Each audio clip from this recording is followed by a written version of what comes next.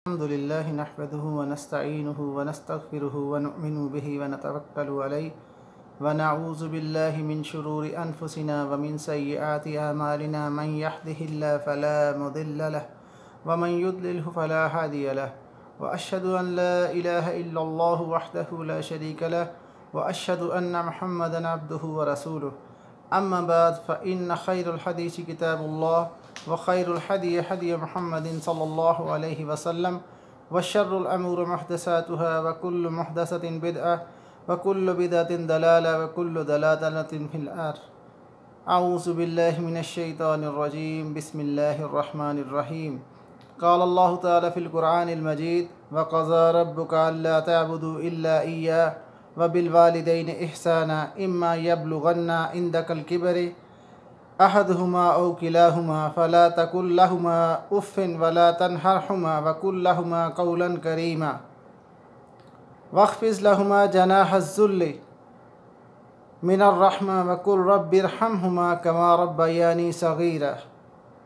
मेरे अज़ीज़ों, अल्लाह ताला ने कुरान मजीद में वालिदैन के हवाले से ये बात बयान फरमाई है कि अल्लाह ताला ने ये फ़ैसला किया है कि तुम सिर्फ़ उसी की इबादत करो और अपने वालिदैन के साथ नेक सलूक करो, और अगर वो दोनों या दोनों में से कोई एक बुढ़ापे की हालत को पहुंच जाएं तो उनके आगे उफ़ तक ना कहो और उन्हें झिड़को नहीं, और उनके साथ नरमी से पेश आओ और मोहब्बत के लिए उनके लिए झुक जाओ और उनके लिए दुआ करते रहो कि ए मेरे रब, तू इनके ऊपर रहम फरमा जिस तरह उन्होंने बचपन में मुझे पाला था।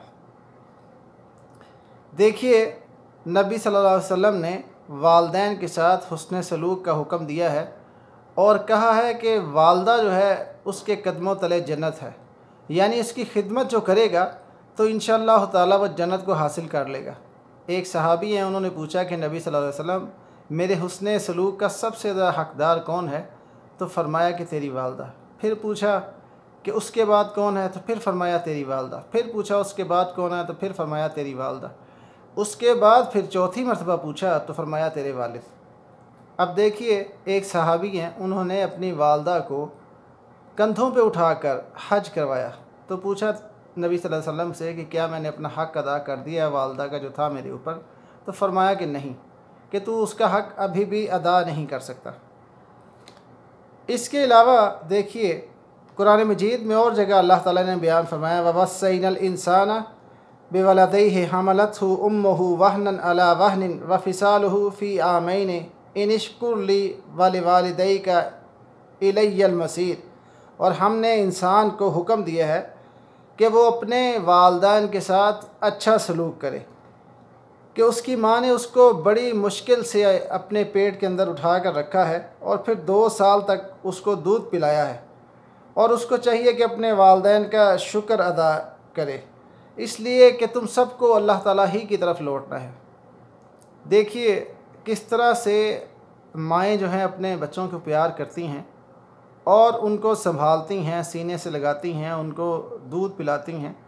2 साल तक कहीं जाके बच्चा दूध पीता रहता है और फिर उसका दूध छूटता है, और फरमाता है अल्लाह ताला वल वालिदातु युरज़िना औलादहुन्ना हौलैन कामिलैन।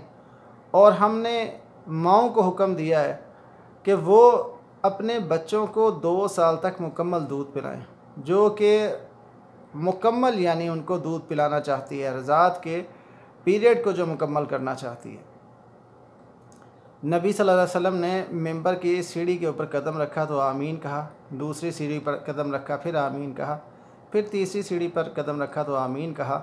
तो लोगों ने पूछा कि नबी सल्लल्लाहु अलैहि वसल्लम क्या बात है, आपने क्यों 3 मरतबा आमीन कहा? तो नबी सल्लल्लाहु अलैहि वसल्लम फरमाया कि जिब्राईल अलैहिस्सलाम आए थे और उन्होंने दुआ की थी कि वो शख्स जो है बख़ील है, वो शख्स कामयाब नहीं हो सकता जिसके सामने आप सल्लल्लाहु अलैहि वसल्लम का नाम लिया जाए और वो आपके ऊपर दरूद ना भेजे। मैंने आमीन कहा। दूसरा वो शख्स है जिसकी उम्र के अंदर रमज़ान के रोज़े आएँ और वो उनको ईमान और एहतिसाब की हालत में रख के अपने गुनाहों को ना बख्शवा ले, तो मैंने आमीन कहा। तीसरा वो शख्स है जो अपने वालिदैन दोनों या दोनों में से किसी एक को बुढ़ापे की हालत में पाए और उनकी खिदमत करके जन्नत में जगह न बना ले, तो फिर भी मैंने आमीन कहा। देखिए, वालिदैन को नबी सल्लल्लाहु अलैहि वसल्लम ने हुक्म दिया है कि अपने औलाद की तकरीम कीजिए, अपनी औलाद की इज़्ज़त करें और उनको आदाब सिखाएं। और फिर एक और हदीस में बयान फरमाया कि जब बच्चे 7 साल के हो जाएं तो उनको नमाज़ पढ़ने का हुक्म दिया जाए, और जब 10 साल के हो जाएं तो नमाज ना पढ़ें तो उनको जिस्मानी तौर पर सज़ा दी जाए कि वो नमाज़ पढ़ें, उनके ऊपर सख्ती की जाए। जैसे पौधा इंसान लगाता है तो उसकी टहनियाँ अगर इधर उधर हो जाएं तो उनकी तराश खराश करता है, जहाँ उसको पानी देता है और उसके लिए खाद जड़ों में डालता है ताकि वो लहलहाए, तो इधर उधर जो टहनियाँ फैल जाती हैं जो उसकी खूबसूरती को ख़राब करती हैं, उसकी शक्ल व शबाहत को बिगाड़ती हैं, तो उसको काट दिया जाता है। इसी तरह औलाद जो है, अगर उनके अंदर गलत आदत पैदा हों तो सख्ती से उनको मना कर दिया जाता है। नबी सल्लल्लाहु अलैहि वसल्लम ने फरमाया कि अल्लाह ताला ने तुम्हारे ऊपर हराम कर दिया है कि माओं की नाफरमानी करना, बखालत कंजूसी करना, भीख मांगना, बेटियों को ज़िंदा दरगोर करना और फजूल किस्म के सवालात करना और माल को ज़ाया करना, ये सारे काम हराम करार दिए गए हैं। पूछा गया नबी सल्लल्लाहु अलैहि वसल्लम से कि सबसे बड़ा गुनाह कौन सा है, तो नबी सल्लल्लाहु अलैहि वसल्लम ने फरमाया कि तुम अल्लाह ताला के साथ शरीक करो किसी को, जबकि अल्लाह ताला ने तुम्हें पैदा किया। पूछा उसके बाद बड़ा गुनाह कौन सा है, तो फरमाया कि वालिदैन की मारूफ़ काम के अंदर नाफरमानी करना। ज़ाहिर है मुनकर काम के अंदर, गलत काम के अंदर तो वालिदैन की फरमाबरदारी नहीं की जा सकती। जैसे वालिदैन अगर झूठ बोलने का हुक्म दें तो उनकी बात को नहीं माना जाएगा। इसी तरह अगर वालिदैन रिश्वतखोरी का हुक्म दें, हराम कमाने का हुक्म दें, तो उनकी बात को नहीं माना जाएगा। मारूफ़ के अंदर सही बात का हुक्म दें तो उनकी बात की अताअत की जाएगी। जैसे नमाज़ पढ़ने का हुक्म दें तो उनकी बात की अताअत की जाएगी, पढ़ने का, तालीम हासिल करने का हुक्म दें तो उनकी बात की अताअत की जाएगी। लेकिन अगर वो गलत काम कहें तो उनकी अताअत फिर नहीं की जाएगी। फरमाया नबी सल्लल्लाहु अलैहि वसल्लम ने कि अल्लाह ताला की मासियत, नाफरमानी के अंदर मखलूक की अताअत करना जायज़ नहीं। तो फरमाया नबी सल्लल्लाहु अलैहि वसल्लम ने कि अपने औलाद के दरमियान अदल किया जाए। एक सहाबी हैं, उन्होंने अपने बेटे को एक ग़ुलाम गिफ्ट करना चाहा। जब उन्होंने अपने बेटे को ग़ुलाम गिफ्ट करना चाहा तो उनकी बीवी को लगा कि ये अच्छा नहीं कर रहे, इसलिए कि सारे बच्चों को, बेटियों को, बेटों को तो ये गिफ्ट नहीं कर रहे ये ग़ुलाम, तो सिर्फ़ एक ही को क्यों कर रहे हैं। तो उन्होंने ये सोचा कि अगर मैं इनको मना करूँगी तो ये मुझसे नाराज़ हो जाएंगे कि मेरी चीज़ है, तुम कौन हो मना करने वाली। तो उनके जहन में ये बात आई कि क्यों ना मैं इस तरह से इनको मनाऊं। तो उन्होंने कहा कि क्यों ना हम अपने बेटे के साथ जो नेकी कर रहे हैं इसके ऊपर नबी सल्लल्लाहु अलैहि वसल्लम को गवाह बना लें कि आज हम अपने बच्चे के साथ एक नेकी कर रहे हैं, तो बाद में ये इस नेकी को याद रखें। तो उन्होंने कहा कि ये बात सही है। दोनों चले गए नबी सल्लल्लाहु अलैहि वसल्लम के पास और उनसे कहते हैं कि नबी सल्लल्लाहु अलैहि वसल्लम, हम अपने बच्चे के साथ ये नेकी का काम कर रहे हैं, हम चाहते हैं आप इस पर गवाह रहें। तो नबी सल्लल्लाहु अलैहि वसल्लम ने पूछा कि क्या हर एक को एक एक ग़ुलाम तोहफ़े के तौर पे दे रहे हो, सारे बच्चों को दे रहे हो। तो उन्होंने कहा कि नहीं, सिर्फ़ इसी को दे रहे हैं। तो नबी सल्लल्लाहु अलैहि वसल्लम ने फरमाया कि मैं इस जुल्म के ऊपर गवाह नहीं बन सकता, इस जुल्म के ऊपर मैं गवाह नहीं बन सकता। या तो सबको एक एक ग़ुलाम दे दो, या फिर ये है कि इसको भी ना दो। इसलिए कि अगर ऐसा किया जाएगा तो औलाद के दरमियान में नफ़रत पैदा हो जाएगी, और अक्सर वालिदैन ख़ुद ही अपनी औलाद के दरमियान इसी तरह से नफ़रत पैदा कर देते हैं कि वो उनके दरमियान अदल नहीं करते। और फिर जिस औलाद को ख़ुद लाडला बना के उन्होंने बिगाड़ा होते हैं, वही औलाद बड़ी होकर अपने वालिदैन के ऊपर इल्ज़ामात लगाती है और उन्हीं के करैक्टर को गंदा करती है, क्योंकि वो औलाद हमेशा ही से उसको प्रोटोकॉल मिला होता है कि हमेशा बाकी बच्चों की निस्बत उनके साथ अच्छा सलूक किया गया होता है, माली मामलात में भी, दूसरे मामलात में भी। फिर वही वालिद जब बूढ़ा हो जाता है तो उनके ऊपर ज़ना के इल्ज़ामात लगाती है। तो ज़ाहिर है जब इतने बच्चे हों तो अक्सर कोई ना कोई उनमें से गंदा बच्चा निकल आता है, तो वह गंदी हरकतें करता है। तो अगर वालिदैन को ना समझ आए तो फिर वो भी गलत रास्ते पे चल पड़ते हैं और ऐसी औलाद ही का साथ देते हैं। तो इस सूरत के अंदर जैसी वो मर्ज़ी नमाज़ें पढ़ लें, रोज़े रख लें, जो मर्ज़ी कर लें, बहरहाल वो सीधे रास्ते पे नहीं हैं। उनको नबी सल्लल्लाहु अलैहि वसल्लम के अहकामात को, अल्लाह ताला के अहकामात को देखना है। बिल्कुल इसी तरह जैसे औलाद को चाहिए कि वो देखे कि अल्लाह ताला के और उसके रसूल सल्लल्लाहु अलैहि वसल्लम के अहकामात क्या हैं, और उन्हीं के ऊपर उनको अमल करते हुए अपने वालदैन की खिदमत करनी चाहिए। इसी तरह वालदैन को भी देखना चाहिए कि अल्लाह ताला और उसके रसूल सल्लल्लाहु अलैहि वसल्लम उनके अहकामात क्या हैं, तो उसी के मुताबिक उनको भी अपनी औलाद की तरबियत करनी चाहिए। नबी सल्लल्लाहु अलैहि वसल्लम ने फरमाया कि अपनी औलाद को जब तोहफ़े तोहफ़ दो तो उनके दरमियान अदल करो।